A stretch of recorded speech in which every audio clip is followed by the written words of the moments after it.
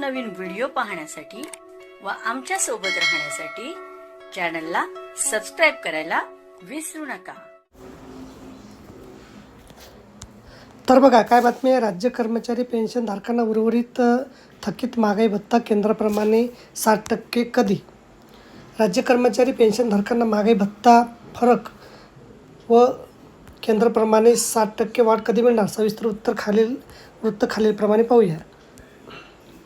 दिनांक 1 जुलै 2025 रोजी राज्य सरकारी कर्मचारी तसे पेन्शन धारकांना केंद्र सरकार धर्ती 58% दराने महागाई भत्ता वाढ लागू करण्यात आली होती।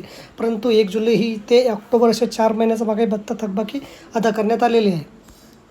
उर्वरित नोव्हेंबर 2025 ते जानेवारी 2026 या 3 महिने कालावधीतील महागाई भत्ता थकबाकी संदर्भात लवकर निर्णय घेतला जाणार आहे।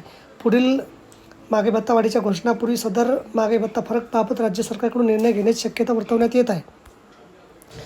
केंद्र सरकारप्रमाणे दिनांक 1 जानेवारी 2026 पासून 58% व 60% महागाई भत्ता वाढीकरता राज्य सरकारी कर्मचारी तसे पेन्शनधारकांना महिना ऑगस्ट 2026 पर्यंत वाट पाहावी लागणार आहे। त्यामुळे राज्य कर्मचाऱ्यांचा पगार तसे पेन्शनधारकांच्या पेन्शनमध्ये मोठी वाढ होणार आहे। तर बघा अशा प्रकारे अत्यंत महत्त्वाची बातमी आपल्याला समजली असेल। व्हिडिओ सुद्धा आवडल्यास लाईक करा आणि शेअर करायला विसरू नका। धन्यवाद।